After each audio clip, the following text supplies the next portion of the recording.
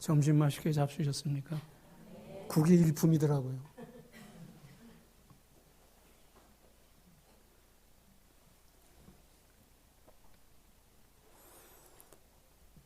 도둑놈이 도둑질을 하다가 경찰한테 걸렸습니다. 도망가야 하잖아요. 도둑놈이 열심히 도망가는데 경찰이 더 보고 그냥 가만히 있을 수는 없잖아요. 경찰이 일이 쫓아가서 잡아야 되니까.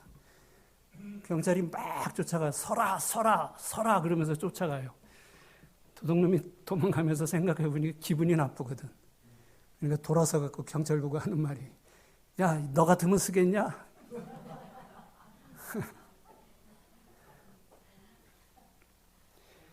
할머니가 대로변에서 큰 길 가운데서 할머니가 하늘을 쳐다보고 있어요. 사람들이 하늘에 뭐가 있나 처음 무서워갖고 가던 사람이 발걸음 멈추고 하늘을 쳐다보는 거예요. 근데 아무것도 없거든요. 할머니 뭘 쳐다보세요? 그러니까 할머니 하시는 말씀, 야, 이놈아 코피 나서 그래.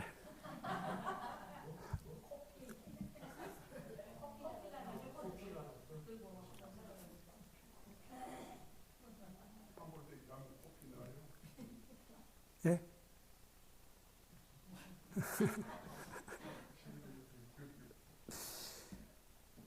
엄마가 아들이 국어 공부를 얼마나 잘하는지 한번 확인해보고 싶어갖고 아들에게 그렇게 말했어요. 고등학교 다니는 아들한테, 얘 철수야, 엄마처럼 키 크고 늘씬하고 이쁘고 노래 잘하고 음식 잘하고 하는 거를 사자성어로 뭐라 그러냐. 그러니까 엄마 생각은 금상첨화라는 것을 생각하고 아들한테 물었어요. 그랬더니 아들이 하는 소리가 자가당착. 아니 그거 말고 자화자찬?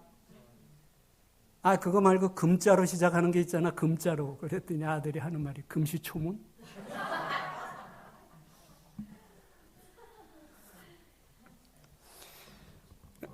열왕기상하하고 역대상하의 차이점을 아십니까?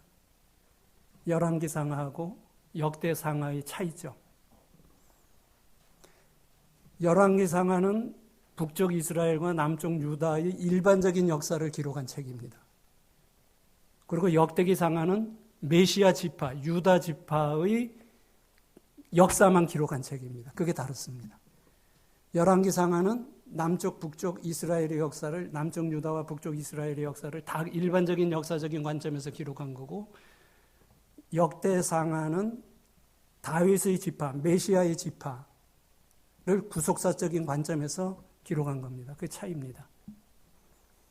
그래서 역대상하를 열면은 1장부터는 3장까지는 족보가 나옵니다. 예수님에 대한 족보가 나오고 4장부터 유다 다윗 왕에 대한 얘기가 4장부터 나옵니다. 그래서 그 차이, 구속사적인 관점에서 유다 지파의 역사만 기록한 게 역대상하고 열왕기상하는 남쪽 북쪽 이스라엘의 그 역사를 일반적인 역사적인 관점에서 기록한 것이 다르다 하는 겁니다. 성경은 구속사입니다. 구속사를 중심으로 해서 제가 구속사라는 말을 많이 하는데 이게 굉장히 중요하기 때문입니다. 구속사를 중심으로 성경에서 말하는 역사관을 두 가지로 정리할 수가 있어요. 하나는 신명기적 역사관, 하나는 역대기적 역사관, 이렇게 둘로 구분합니다. 그럼 신명기적 역사관은 뭐냐? 신명기 28장을 중심으로 해서 이해하는 역사관입니다. 신명기 28장은 모세가 가나안에 들어가기 전에 요르단, 모압 땅에서 마지막으로 이스라엘 백성들에게 설교한 내용입니다. 그게 뭐냐 하면은 한마디로 요약하면 너희들 광야에서 하나님한테 불순종하고 해서 징계받은 것처럼 가나안에 들어가면 하지 말아라 이거예요. 하나님의 말씀에 순종하면 축복을 주시고 하나님의 말씀에 불순종하면 저주를 하실 거다. 그게 신명기 28장의 핵심입니다. 그러니까 역사를 신명기적 역사로 해석한다는 것은 바로 순종하면 축복이요, 불순종하면 저주라는 그 관점에서 이해를 한다는 거예요. 그런데 문제는 뭐냐면은 이것이 어떻게 변했냐면은 반대로 반대로 이해를 하게 된 거예요. 잘 사는 거는 하나님을 잘 섬기는 거고, 못 사는 거는 신앙이 잘못된 거라. 이렇게 이해가 돼버립니다. 변질이 돼갖고. 그래서 거기서 나온 것이 번영신학이라는 겁니다. 번영신학. 그 기복적인 것을 주제로 하는. 그러니까 예수 믿으면 다 잘 산다 이거예요. 잘 되고 사업도 잘 되고 다 된다는 번영신학이 신명기 28장을 잘못 해석함으로부터 나오게 됩니다. 근데 그게 지금 굉장히 많은 사람들이 그 머릿속에, 신앙 속에 뿌리를 내리고 있다는 겁니다. 그러면 역대기적 역사관은 뭐냐? 역대기적 역사관은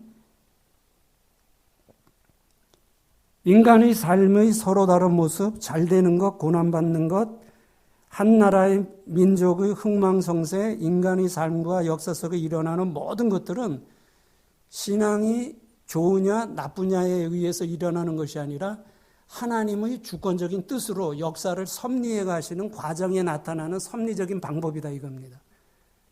이해가 되시죠? 신명기적 역사가는 쉽게 말하면 예수 잘 믿으면 축복이요, 예수 잘못 믿으면 고난이다, 저주다. 그런데 역사기적 역사관에는 그렇게 말하지 않고 인간과 역사에 일어나는 모든 것, 잘 되는 것, 못 되는 것, 병든 것, 병 안 든 것, 이런 것들은 하나님이 역사를 주관해 가실 때 나타나는 섭리적인 방법이다 이렇게 되면. 그러니까 신명기적 역사관을 가지고는 고난의 문제를 해결하지 대답을 못 줍니다. 예수 잘 믿으면은 복 받고 잘 살고 예수 잘못 믿으면은 고난 당한다는 것이 이미 전제가 되어 있기 때문에 예수님이 다 고난 당하지, 바울이 고난 당하지, 기독교 역사에서 많은 성도들이 복음을 위해서 고난 당한다는 것을 설명을 못 한다는 거예요. 근데 역대기적 역사관 가지고는 신명기적인 것이나 모든 것들을 설명할 수가 있습니다. 그거는 하나님의 주권에 의한 섭리적인 방법이다. 그러니까 우리가 예수 잘 믿어도 고난 받을 수가 있어요. 예수 안 믿는 사람이 잘 될 수도 있어요. 그건 하나님의 섭리라는 거예요. 우리가 다 알 수 없는 하나님의 섭리다. 그런데 이것이 이 신명기적 역사관이 잘못 이해돼 갖고 오늘 기복적인 축복관이 만들어지게 된 겁니다. 이런 걸 우리가 지금 정리를 해야 돼요. 그래서 역대기적 역사관에서 나온 것이 신정론이라는 겁니다. 신정론은 뭐냐면 하나님이 주인 되시고 왕이 되셔서 세상의 모든 것을 통치하신다는 거예요. 그걸 신정론이라고 합니다. 하나님이 주인 되셔서 역사와 인간의 삶을 통치하신다. 그러니까 우리는 이해가 안 되죠. 지금 세상 역사에 흘러가는 걸 보면 우리는 이해를 못 합니다만 하나님이 뜻이 있다는 거예요. 지나면 안 되는 겁니다. 그게 바로 역대기적 역사관에서 나온 신정론의 핵심입니다. 기독교가 392년 데오도시우스 황제에 의해서 로마의 국교로 인정이 된 다음에 그때부터 기독교는 서양 역사의 주류로 자리를 잡습니다. 서양 역사의 중심 사상이 됩니다. 그래서 서양 역사가 인류 역사의 중심이잖아요. 그는 결과적으로는 그 무슨 말이냐면 기독교가 인류 역사의 중심적인 역할을 했다. 중심이라는 것을 말해줍니다. 이거 부인하면 안 돼요. 안 믿는 사람들은 부인하겠죠. 이거 부인하면 무식하다는 소리 듣습니다. 이건 상식입니다. 그래서 학문에도 영향을 끼칩니다. 기독교가 역사 전반에 영향을 끼치는데 학문에도 영향을 끼칩니다. 그래서 유럽의 대학은 유럽시대, 중세시대 때 유럽의 대학에는 학문을 세 수로 구분하죠. 인문과학, 자연과학, 사회과학, 인문과학, 사회과학, 자연과학 이렇게 세 수로 분류를 합니다. 그런데 유럽의 대학의 오래된 대학들, 뭐 옥스퍼드나 케임브리지나 튜빙겐이나 하이델베르크나 이런 대학들, 중세의 오래된 대학들에는 세 과가 전부 있습니다. 세 과가 뭐냐면은 신학과, 의과, 법과 이 세 가지는 반드시 있게 돼 있어요. 그럼 이것은 무엇을 말하냐면 신학은 하나님과의 관계에서 나타나는 영적 질서를 말하는 거고 자연과학은 인간의 몸에 대한 질서를 다루고 사회과학, 법학은 사회의 질서에 대해서 다룹니다.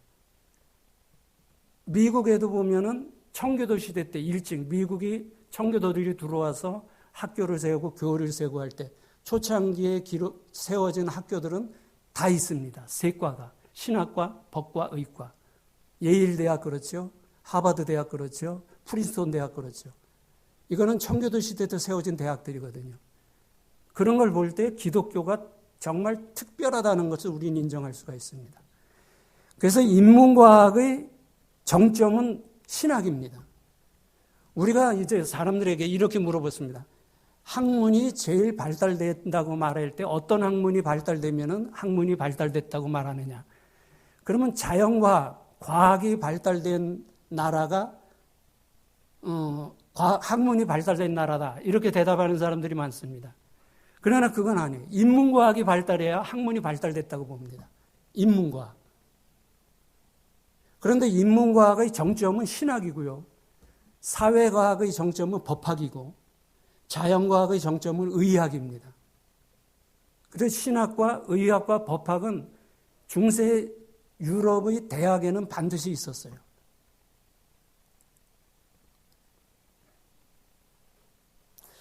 그래서 유럽에서는 목사와 판사와 의사가 가장 존경받는 직업입니다. 지금 미국에서도 결혼식 주례를 할 수 있는 사람이 둘입니다. 목사님과 판사. 근데 대부분 목사님에게, 교회를 안 다니는 사람도 목사님에게 주례를 받습니다. 그럼 교회 안 다니는데 주례해 줄 수 있느냐? 주례해 주죠. 한국에 보면 교회 안 다닌다. 그러면 장례도 주례도 안 해주게 돼 있습니다. 안 해줍니다. 그러나 그건 잘못된 것 같아요. 저는 해줍니다. 안 믿는 사람도 장례 부탁하면 하고 결혼도 부탁 주례를 하고 합니다. 그 대신 결혼식을 할 때 주례하게 결혼식 전날 신랑 신부를 부릅니다. 불러갖고 제가 얘기를 합니다.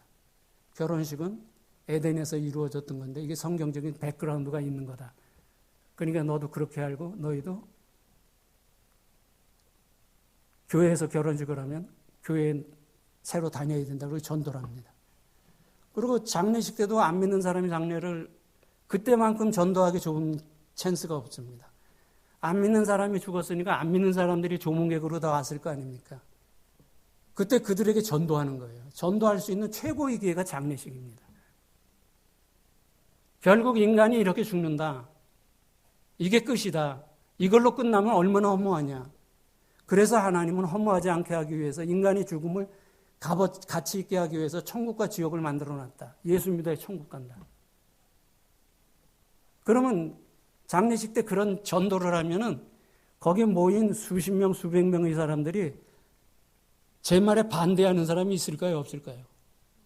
없지요. 다 듣습니다. 싫든 좋든 다 들어요. 그런데 그런 거 없이 그냥 일반 자리에서 그렇게 얘기를 해보세요. 따지고 덤벼들죠. 근데 장례식 때는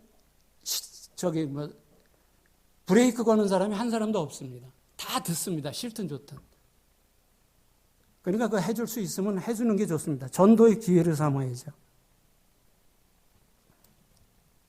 그래서 기독교를 인류 역사의 유일한 종교라고 말하는 것은 제가 이번에 와서 그런 얘기를 많이 여러분에게 드렸는데 기독교만이 참 종교고 유일한 종교고 그래서 우리가 예수 믿고 그리스도인이 됐다는 것에 대해서 자부심, 긍지를 갖자는 얘기예요. 예수 믿는 거에 대해서 나는 최고의 복을 받았다는 이런 자부심을 가지고 우리가 살자는 겁니다. 그래서 이런 얘기를 많이 드리죠.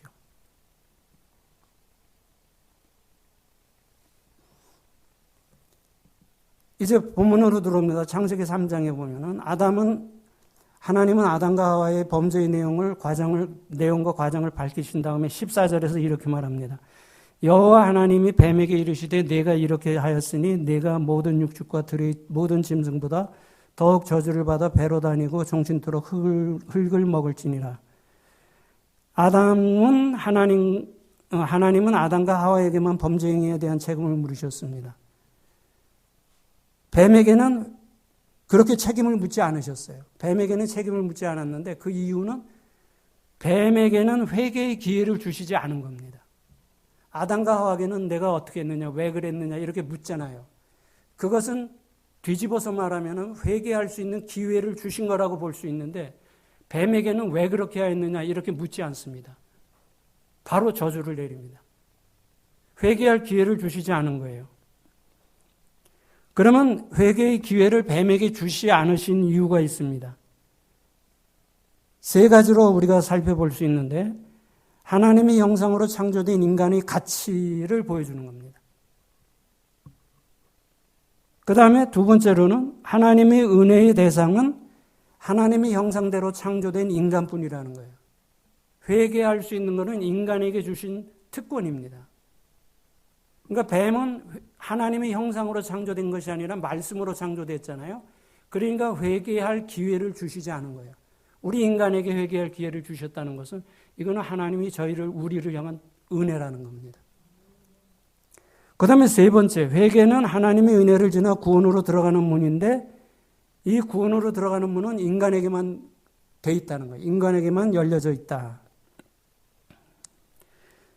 그래서 마태복음 3장에 보면은 세례 요한이나 예수님이나 복음을 전파하는데 첫 번째 말씀이 뭡니까? 회개하라 천국이 가까웠느니라 이렇게 말합니다. 회개가 왜 복음의 첫 마디를 회개하라 천국이 가까웠느니라 이렇게 말씀하셨냐면 그 당시 유대인들은 자기들은 하나님의 백성이기 때문에 어떤 죄도 면죄될 수 있다 이렇게 잘못 생각하고 있었습니다. 하나님이 선민이기 때문에 어떤 죄를 지어도 하나님이 다 용서해 주신다. 이걸 잘못된 것을 깨트리는 거예요. 그래서 도끼가 나무 뿌리에 놓였으니 아브라함의 자손이라고 너희들이 교만하면 찍어버린다는 거예요. 이게 심판이죠. 그러니까 신약시대로 넘어오면은 구약시대에 이스라엘 백성들이 하나님의 선택을 받았다 안 받았다는 것이 의미가 없어진다는 거예요. 누구든지 예수 믿으면은 똑같이 하나님의 은혜에 동참할 수 있다는 것을 말씀하는 겁니다. 유대인들이 잘못 생각한 것이 굉장히 많았습니다. 그걸 다 깨는 거예요, 예수님이. 그 다음에 죄와 거룩은 함께 할 수 없기 때문에 죄를 가진 상태에서는 천국에 들어갈 수 없다는 거. 그런 의미에서 회개가 중요하다는 겁니다. 회개를 말씀하신 거다.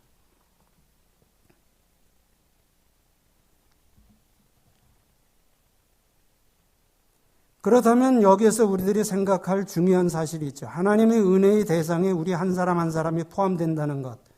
구체적으로 내가 포함된다. 하나님의 은혜의 대상에 우리가 포함된다는 것은 이거는 엄청난 사건입니다.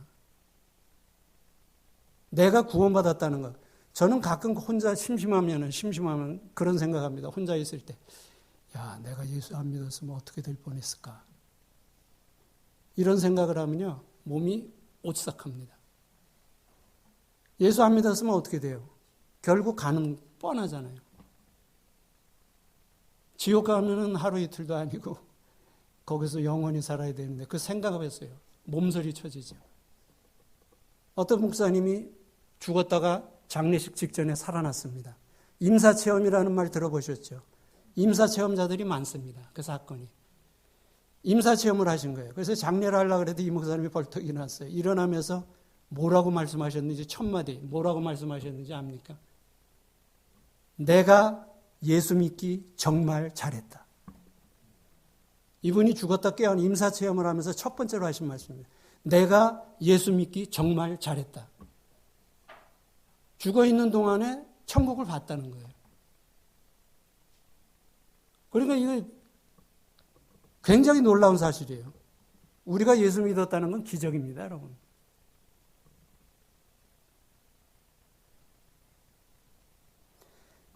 은혜를 깨달으면 행동이 달라지죠. 부모님의 은혜를 깨닫는 사람은 부모님께 효도할 수 있고, 선생님의 은혜를 깨닫는 자는 선생님을 존경할 수 있고, 하나님의 은혜를 깨닫는 사람은 하나님께 헌신할 수가 있습니다. 저번에 제가 말씀드린 기억이 있는지 모르는데, 영국에 있을 때 들은 얘기입니다. 영국은 6개월만 지나면은 의료 제도를 공짜로 다 받습니다. 지금은 좀 변했는지 모르겠는데, 저희는 그 영국의 그 국가의료보험 제도 그 카드를 지금도 다 갖고 있어요. 그거 필요도 없는데 버리지 뭐 갖고 있는지 모르겠어요. 어떤 아이가 골이 아프다 그래요. 머리가 아프다 그러니까 병원 가서 진찰을 했더니 종양이 생겼답니다. 뇌에 투머가 생겼대요. 수술해야 된다 그래요. 한국 같았으면 그 당시에 수술할 기술이 안 돼 있을 때인데 영국에서 공짜로 수술해가지고 그거 깨끗하게 완치가 됐어요. 그러니까 이 엄마가 너무 고마운 거예요. 그러니까 누가 시키지도 않았는데 아침이면 병원에 가서 휴지 줍고. 이거 시키지도 않았는데요. 감사하니까. 너무 감사하니까. 우리가 정말 하나님이 은혜가 이렇게 감사하다고 느낀다면 우리의 행동은 달라져야 합니다. 분명히 달라져야 돼요. 은혜를 깨달으면.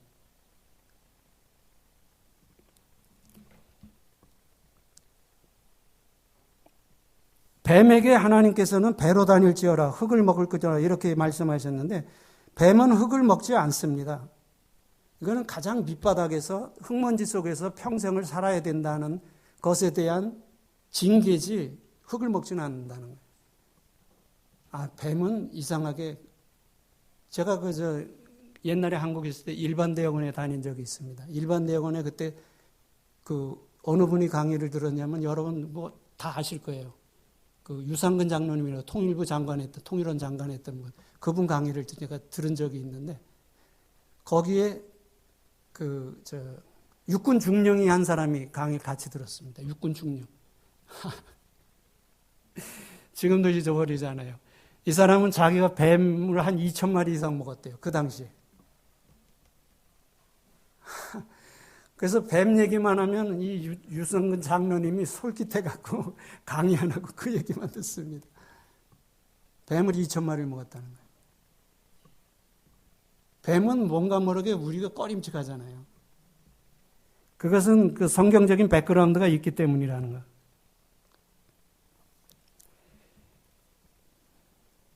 15절에 보면은 중요한 말씀이 나옵니다. 첫 번째 복음, 원복음이라고 말합니다. 내가 너로 여자와 원수가 되게 하고 너희 후손도 여자의 후손과 원수가 되게 하려니 여자의 후손은 내 머리를 상할 것이요 너는 그의 발꿈치를 상하게 할 것이니라. 이거는 인간의 구속의 역사가 선포되는 순간입니다. 그래서 원복음이라 그래요. 이건 최초의 계시라고 합니다. 이 말씀은 굉장히 중요한 의미를 담고 있습니다. 여기서 15절에서 반대되는 두 가지 단어가 나옵니다. 여자의 후손과 너의 후손, 사단의 후손과 여자의 후손이라는 것하고 머리와 발꿈치라는 단어입니다. 이건 서로 상반된 의미의 단어예요. 그런데 후손이라고 할 때 우리는 복수적으로 이해를 합니다. 후손 그러면 복수적 개념으로 이해를 해요. 그런데 여기서 여자의 후손이라고 쓸 때 제라라는 단어인데 이 단어는 단수를 말하는 겁니다. 인류 역사에 수없이 번성될 많은 사람 중에 한 사람, 이걸 말합니다. 그리고 여자의 후손이라고 말한 것은 무슨 뜻이냐면은 이미 메시아가 이제 앞으로 세상에 오시면은 죄의 문제를 해결하기 위해서 죄가 없이 세상에 오실 것에 대한 얘기입니다. 이스라엘은 전통적으로 남자의 후손이라고 말합니다. 그래서 마태복음 1장을 열면은 아브라함이 이삭을 낳기는 사라가 낳잖아요. 근데 아브라함이 낳았다고 말합니다. 이삭은 유다와 그 형제를 낳고 유다는 다말에게서 베레스와 세레를 낳고 남자가 낳은 걸로 되어 있잖아요. 이게 이스라엘의 전통입니다. 그런데 창세기 3장 15절에서 하나님은 여자의 후손이라고 말합니다. 이거는 성령으로 잉태되셔서 세상에 오실 것에 대한 예언입니다. 남자와 여자, 합법적인 부부 사이에서 예수님이 태어나셨다면 예수님도 역시 우리와 같은 죄인이에요. 남자의 후손은 다 죄인으로 태어납니다. 그런데 여자의 후손은 죄의 문제를 해결하고 성령으로 잉태될 것을 미리 말씀하신 거예요. 하나님의 말씀이 놀랍잖아요. 기가 막힙니다. 그리고 후손이라는 단어는 복수적 개념이 아니라 단수적 개념이라는 겁니다. 예수 그리스도 한 사람에 의해서 구속의 역사가 이루어질 것이라는 것을 말씀하는 겁니다.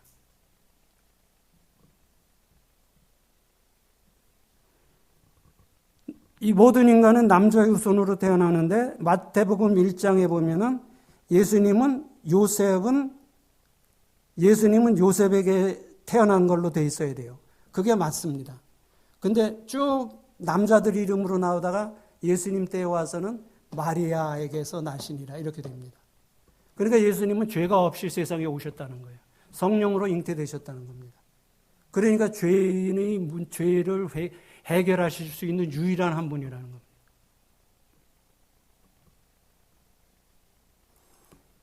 사람들이 참 어리석어요. 예수님을 세계 3대 성인으로 꼽지 않습니까? 저번에 제가 말씀드렸죠. 세계 3대 성인으로 꼽잖아요. 사람들이 그렇게 만들잖아요. 마호메트하고 석가하고 예수님하고 3대 종교의 창시자를 성인으로 하잖아요. 그러니까 그거 좋다 이거예요. 그거 다 하자는 거예요. 그런데 거기 사람들이 문제가 뭐냐면은 예수님이 뭐라고 말씀하십니까? 성인으로 추앙하는 것은 예수님의 삶이나 가르침이나 정신, 행함은 우리가 본받기에 충분한 가치가 있기 때문에 성인으로 추대한 거 아닙니까? 근데 그 예수님이 내가 하나님이라 그랬어요. 내가 죽었다가 다시 살아날 것, 세상에 다시 올 거다. 나는 영원 전부터 하나님과 함께 하셨다는. 근데 그 말을 안 믿잖아요. 그 인간의 모순이에요. 그렇기 때문에 결국은 둘 중에 하나입니다. 예수 그리스도는 인류 역사 최고의 거짓말쟁이 아니면은 그분이 곧 하나님이다. 둘 중에 하나를 선택해야 돼요. 예수 그리스도는 인류 역사의 최고의 거짓말장이라고 말할 자신이 없으면 도마와 같이 나의 주시요 나의 하나님이십니다고 고백을 해야 된다는 거예요. 근데 거짓말장이라고 말도 못하면서 나의 주시요 나의 하나님이라는 고백도 안 해요. 이게 인간의 무지입니다. 그래서 저번에도 제가 말씀드렸지, 예수 안 믿는 사람들 보면 도대체 이해가 안 가요. 왜 안 믿어요? 왜 못 믿어요? 믿을 수 있는 근거가 산처럼 쌓였는데 예수 못 믿는 사람 보면 이해가 안 됩니다. 이수신 장군 믿으면 예수도 믿어야죠. 이수신 장군을 만났습니까? 봤습니까? 거북서 만드는 거 우리가 보지도 않았잖아요. 그런데 역사를 통해서 우리가 믿는 거 아닙니까? 그러면 역사에 대한 기록이 이수신 장군보다 예수 그리스도에 대한 역사의 기록은 산더미처럼 많은데 왜 못 믿어요? 예수 못 믿으면 이수신 장군도 믿지 말아야 되는 거예요. 그게 상식이죠. 근데 똑같이 경험하지 못했는데 이수신 장군은 믿으면서 예수는 안 믿는다는 것은 그건 자기의 문제입니다. 그러니까 예수 안 믿는 사람들을 보면 참 이상해요. 이해가 안 됩니다. 히브리서 4장 15절에 우리에게 있는 대제사장은 우리의 연약함을 채울하지 아니하시는 자가 아니요 모든 일에 우리와 한결같이 시험을 받는 자로되 뭐가 없다? 죄가 없으시다. 이렇게 말합니다. 영은 아무리 많아도 영입니다. 영이 1000개가 있어도 영이고 100만 개가 있어도 영입니다. 영이 의미를 갖기 위해서는 뭐가 필요합니까? 일이 필요해요. 일에다가 영이 붙으면 붙을수록 그게 힘을 말하잖아요.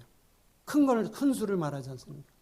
우리 인간은 다 영이에요. 우리 인간이 아무리 많아도 인간의 목숨을 다 합쳐도 죄 없는 예수 그리스도의 목숨과는 비교할 수 없다는 거예요.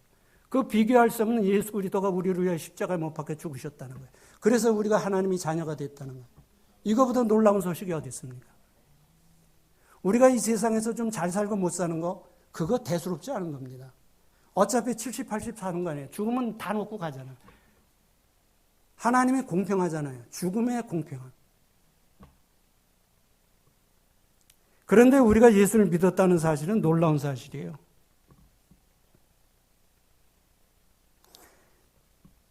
그래서 역사는 여사의 후손과 사단의 후손의 싸움입니다.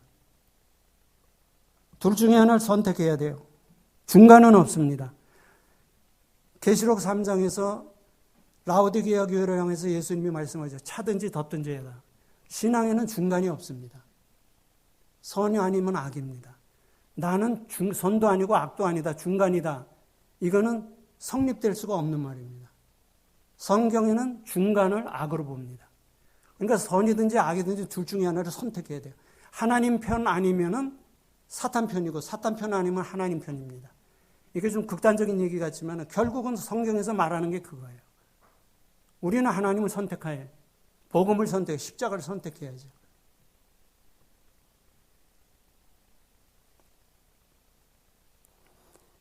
제가 이걸 자꾸 이렇게 넘기는 이유는 제가 창세기 3장 가지고 중국에서 한 달을 강의를 했거든요.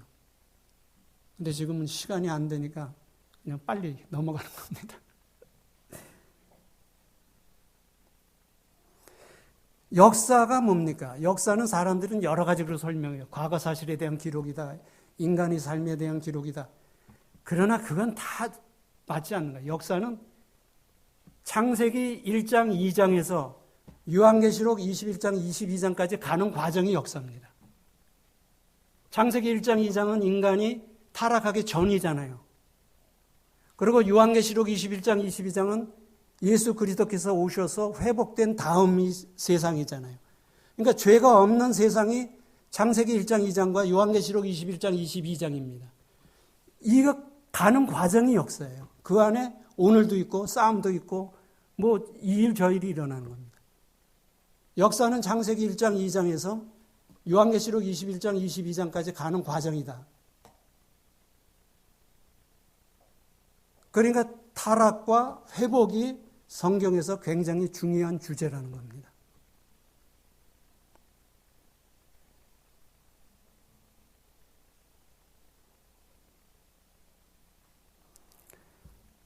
하박국 1장에 보면은 하박국 선지자가 하나님 앞에 항의를 했어요. 하나님, 악인이 번성하는 이유가 뭡니까? 하나님의 백성이 고통받는 이유가 뭡니까? 하나님 그러실 수가 있습니까? 불공평하십니다. 항의를 했어요. 그때 하나님께서 하박국 2장 4절에서 뭐라 그런가요? 오직 의인은 믿음으로 말미암아 살리라 한 것 같다. 그러니까 하박국이 그거에 대해서 의문을 가졌던 거예요. 왜 의인이 고통을 당하느냐? 왜 악인이 잘 되느냐? 그런데 하박국이 그걸 깨닫습니다. 믿음으로 말미암아 살리라 하는 말씀의 뜻은 인간이 보기에는 불합리하고 불공평하고 부조리한 것 같지만 세상의 모든 일은 결국 하나님의 의도대로 이루어진다, 간다 이겁니다. 그게 믿음으로 말미암아 살리라 한 것 같다는 거예요. 그러니까 우리가 볼 때는 불공평하잖아요. 안 믿는 사람, 거짓말하고 사기치는 사람이 더 잘 살아요. 진실한 사람이 고난을 당합니다. 안 됩니다. 이거 갖고 우리는 불공평하다고 느낄 적이 많잖아요. 하박국이 그랬다는 거예요. 그리고 하나님께서 나에게 뭐라고 대답하시는가 내가 보겠다. 이 간들이 커요. 요나도 간 크고 하박국도 간 크고. 그때 하나님께서 2장 4절의 말씀을 주실 때 깨닫습니다. 아, 인간이 삶이 역사가 부조리하고 불합리한 것 같지만 결국은 하나님의 주권대로 공평하게 이루어진다. 이거를 깨닫는 거예요. 그게 의인은 믿음으로 말미암아 살리라 한 것 같다. 하나님이 그러한 주권적인 섭리를 믿는 거예요. 그러니까 지금은 좀 불합리한 것 같지만 하나님이 주권이 있음을 믿기 때문에 그거에 흔들리지 않는 거예요.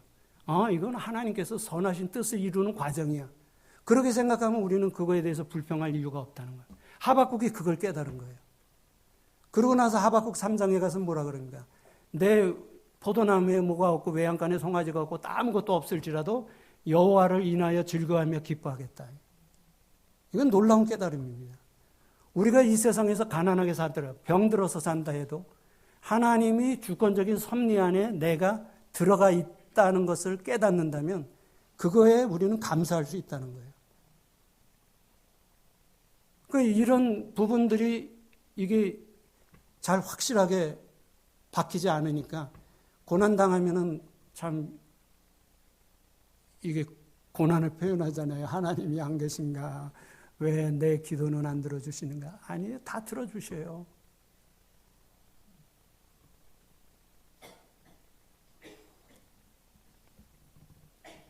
사단의 후손이 역사를 주도하는 것 같아요. 지금 보면은 악이 번성하고 거짓말하는 사람이 잘 살고.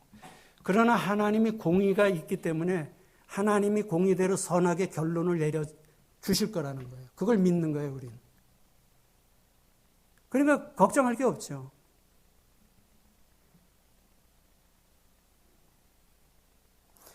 역사를 지배했던 강대국의 권력은 200에서 300년까지밖에 못 갑니다. 로마는 절대로 멸망하지 않는다 그랬는데 200년밖에 못 갔어요. 로마가 세계를 지배할 때 200년 동안 평화가 있었던 시대입니다. 근데 로마가 망했잖아요. 그러나 예수 그리스도의 나라는 2000년 동안 이루어졌을 뿐 아니라 앞으로도 영원하게 계속된다는 거예요. 예수 그리스도의 나라입니다. 우리가 예수 그리스도의 나라의 백성이라는 거예요. 이게 얼마나 감사합니까? 그리고 15절에서 비교되는 두 단어가 있어요. 머리와 발꿈치. 사단은 예수님의 발꿈치를 해야 한 거예요. 사단이 성경에 보면은, 역사에 보면은 예수 그리스도의 구속사역을 파괴하기 위해서 굉장히 많은 시도를 하잖아요. 그 애굽에서 400년 종살이 할 때 히브리 민족의 아들 낳으면 다 죽여라 그러는 거. 그 다음에 헤로드 임금 때, 여러분 그 성경 보다 보면은 우시아 왕 3년에, 헤로당 때, 그 다음에 디베료가 다스릴 때 그런 얘기가 나오잖아요. 그거는 역사적인 사실이라는 걸 증명해주는 굉장히 중요한 단어입니다. 그 당시에는 서기 몇 년, 단기 몇 년 이런 게 없었잖아요. 그 당시에는. 그러니까 이게 역사적인 사실이라는 것을 어떻게 기록했냐 하면은 헤롯이 유다를 통치할 때 우시아 왕 제 몇 년에 이렇게 왕의 재위를 기록함으로써 역사적인 사실이라는 것을 밝혀주는 겁니다. 그래서 성경을 보다가 무슨 왕 때, 이거는 굉장히 중요한 거예요. 그래서 예수님의 구속사역을 방해하려고 시도하잖아요. 베드로를 통해서 시도하지. 헤로드 때 두 살 미만의 아이들을 다 죽이기 위해서 마태복음 4장에서 그 광야에서 시험 받은 다음에 그 유혹을 해서 예수님의 구속사역을 망가뜨리려고 하는데 그게 안 되잖아요. 그래서 결국은 가룟 유다를 통해서 십자가에 못 박았어요. 그래서 야 우리가 이겼다고 할 때 3일 만에 예수님이 다시 부활하심으로 사단이 머리를 때린 겁니다. 그래서 사단은 여자의 후손의 발꿈치를 물지만 여자의 후손은 사단이 머리를 으깬다는 거예요. 이게 게임이 안 된다는 거예요.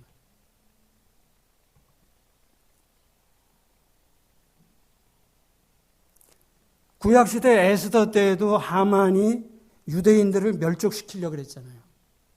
결국 하만을 달려고 준비한 장대에 그 모르드게를 달려고 했던 장대에 하만이 달려 죽죠. 그 부림절 아닙니까? 지금도 이스라엘 백성들 부림절 되면 회당에 모여갖고 모일 때 장대를 하나씩 다 갖고 와요. 그래갖고 에스더스를 쭉 읽다가 마지막에 하만이 장대에 달리는 장면이 나오면은 발을 굴릅니다. 잘 죽었다 이거죠. 에스더에는 하나님이라는 단어가 한 번도 안 나옵니다. 에스더에는 하나님이라는 단어가 한 번도 안 나옵니다. 그러나 하나님이 이스라엘 백성들의 선택한 백성들의 그 역사를 주관하신다는 것은 나타나잖아요. 그러니까 하나님은 졸지도 않고 주무시지도 않아요. 그러니까 여러분이 혹시 어떤 어려운 문제에 부딪히면은 고민하지 마세요. 하나님이 나를 향하여 선하게 인도하시는 과정이다. 이렇게 생각하면 넘어갑니다.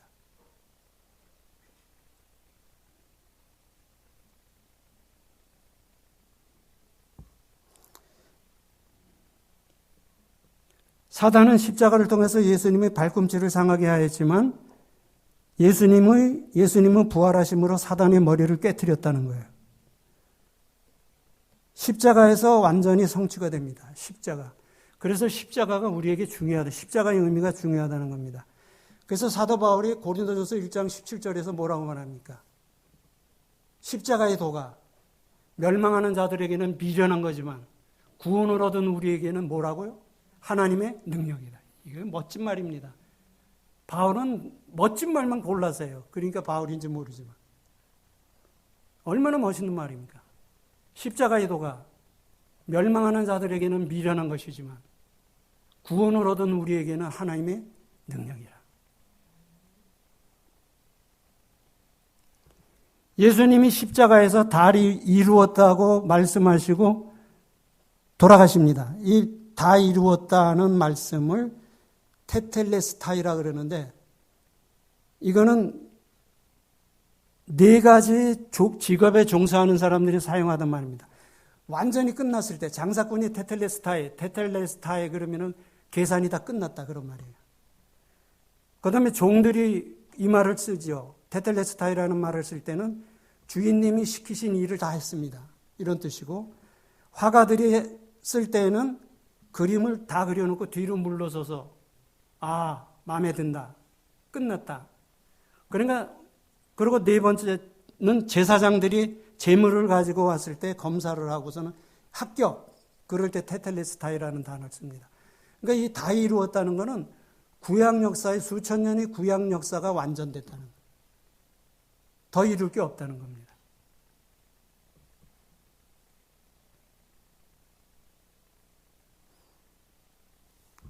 인간의 역사는 전쟁의 역사라고 말합니다. 그런데 하나님은 인간의 역사를 섭리해 가시는 방법 중에 전쟁을 사용하십니다. 전쟁은 인간의 욕심에 의해서, 전쟁은 외교의 연장이다 그렇게 말하는데 그건 세상 사람들이 하는 말이고 하나님이 역사를 주관해 가신 섭리 방법 중에 전쟁도 들어있다는 거예요. 전쟁에서 윤리가 없죠. 도덕이 없죠. 전쟁에서는 그렇잖아요. 그 전에 러시아에서 그 강의를 하는데 한 학생이 손을 번쩍 들더니 목사님 질문이 있습니다 그래요. 제가 이 전쟁에 대한 얘기를 했거든요. 살인에 대한 그 얘기를. 성경에서 살인으로 규정하지 않는 경우들이 있어요. 국가의 권력이 사형 집행하는 거라든가 전쟁이라든가 이런 것들, 정당방위라든가 이런 것들은 살인으로 정죄하지 않습니다. 물론 그 상황에 따라 다를 수가 있어요. 그러나 원칙적으로는 그렇다는 거예요. 그랬더니 이 학생이 손을 들더니 목사님 전쟁을 하다가 도망가는데 내가 도망가는데 적군을 만났습니다. 그걸 죽여야 됩니까? 살려야 됩니까? 그래요. 여러분 같으면 뭐라고 대답하시겠어요? 네 마음대로 해라 그랬죠. 그거는 대답할 수 없는 거죠. 어떻게 대답합니까? 그러나 정당방위는 성경에도 인정이 되어 있거든요. 미국에서는 경찰에 덤벼들면 총 쏩니다. 여러분 다 아시잖아요. 총 때문에 미국은 참 경찰 공권력이 굉장히 무섭습니다. 그러니까 이민족의 집단에서 질서가 유지되는 것 같아요. 근데 한국은 경찰이 시민들에게 맞는다며요. 술 먹고 파출소에 가서 행패 부린다며요. 그냥 두면 안 됩니다. 그런 건 엄격하게 다뤄야 돼요. 공권력이 무너지면은 국가의 기강이 무너집니다. 어디 경찰서에 가서 행패를 부려요. 미국 같으면은 사살됩니다. 죽습니다. 총으로 쏴 죽여요. 그건 좀 너무한 것 같지만은 제가 말씀드리는 거는 공권력이 서야 합니다. 공권력이 흔들리면은 나라의 기강이 흔들리게 되는 거예요. 공권력은 서야 합니다. 무서워야 됩니다. 16절에 보면 여자에게 이르시되 해산하는 고통을 크게 더하리니 내가 수고하고 자식을 낳을 것이며 너는 남편을 사모하고 남편은 너를 다스리리. 해산의 수고가 그 당시에는 타락 전에 있었을까요? 없었을까요? 해산의 수고가 있었는데 타락한 후에는 크게 더하리니 그렇게 했어요. 저는 가끔 쓸데없는 생각을 가끔 합니다. 저는 이런 생각을 해봤어요. 아들은 남자가 낳고 딸은 여자가 낳으면 어떨까?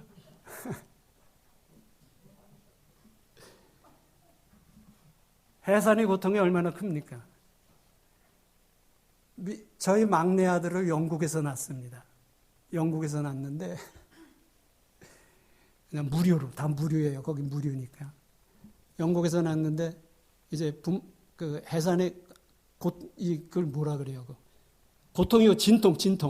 이게 말이 안 됩니다. 그러니까 식물인간이 되셨어야 하는 거를 야채인간이 되셨어야 하는.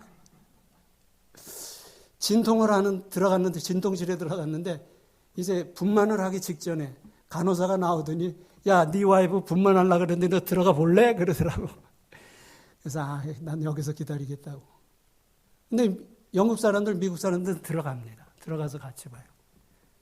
근데 고통이 심하죠. 그죠? 여기 우리. 근데 남자들은 그거를 모른다는 거예요. 그래서 아들은 남자가 낳고 딸은 여자가 낳으면 얼마나 공평할까요?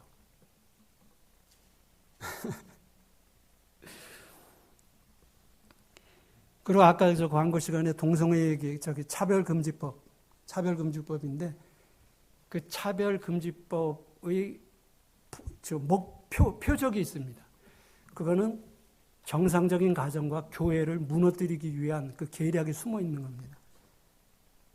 겉으로는 뭐 차별금지법이니까 이게 좋은 것 같지만은 그 차별금지법을 만들고 그거를 통과시키기 하는 그 세력들의 목표가 뭐냐? 표적은 건전한 가정과 교회를 무너뜨리는 겁니다. 무서운 법이에요. 영국에서 동성애가 처음 시작될 때 영국 교회에서는 우습게 왔습니다. 그까지가 몇 사람이 무슨 영향을 끼치겠느냐. 그랬는데 지금 세계를 뒤집어 엎잖아요. 근데 제가 볼 때 이건 됩니다. 언제 되더라도 돼요. 우리가 그것을 막기 위해서 교회 연합에서 우리가 시위도 하고 하지만은 그러나 시간 문제입니다. 되게 돼 있어요. 왜? 세상의 흐름이 그러니까. 미국 캘리포니아에서는 지금 제가 캘리포니아 사는데 법이 하나 만들어졌어요. 주지사가 사인을 했는데 뭐냐면은 아이한테 아들이 엄마한테 엄마 나 남자야? 그러면 넌 남자다. 그럼 네가 남자지. 넌 남자고 말고. 이러면은 학생이 선생한테 가서 얘기하면 걸립니다. 자기 정체성은 자기가 결정하는 거예요. 아들이 와갖고 엄마 나 여자예요? 난 여자야. 그러면은 너는 남자야 이렇게 못한다는 거예요. 그런데 LA의 한인타운에 한국 사람이 하는 사우나가 있습니다. 여러분 뉴스에서 보셨나 모르겠네. 어떤 미국 남자가 여탕을 들어간 거예요. 난 여자야. 그러고 난리 났었습니다. 그러니까 사우나 측에서는 못 들어오게 할 거 아니에요. 그랬더니 이 백인 남자가 소송을 걸었습니다. 근데 결과가 궁금하죠. 이 남자가 이겼어요. 남자가 난 여자야. 그리고 여탕에 들어가도 제지를 못하게 되어 있습니다. 이런 기가 막힌 법이 어디 있습니까? 세상에. 마지막 때가 다 돼가는 겁니다.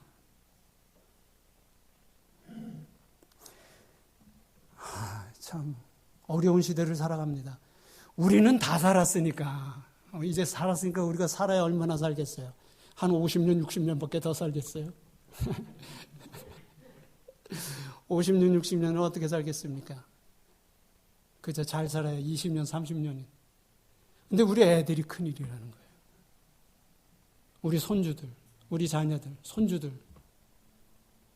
그래서 저희 큰아이가 중학교 1학년이고 손주가 중학교 1학년이고 둘째 애가 국민학교 6학년입니다. 야, 니네들은 나중에 애들 사립학교, 기독교 사립학교에 보내라. 공립학교에는 이게 문제입니다. 한국도 그렇게 된다는 거예요. 한국도 그렇게 될 수밖에 없어요. 언제 되느냐 이게 문제지. 세상이 그랬으니까. 흐름이 그러지. 우리 기도 많이 해야 합니다. 이거 위해서 기도 많이 하고. 나라가 한국뿐만이 아니라 미국도 그렇고 세상이 지금 이상하게 돌아가고 있습니다. 이상한 쪽으로 가고 있어요. 우리가 예수 믿었다는 것에 대해서 긍지를 가지고 살아야 합니다. 기독교가 세상의 유일한 종교다. 그런데 나는 예수를 믿는 그리스도인이다. 이거에 긍지를 가지고 살아야 합니다. 꿀릴 게 없어요. 꿀릴 게 뭐가 있습니까? 자부심을 가지고 하나님이 우리에게 맡겨주신 사명을 감당하며 살아가는 그런 귀한 삶이 되기를 바랍니다. 기도드리겠습니다.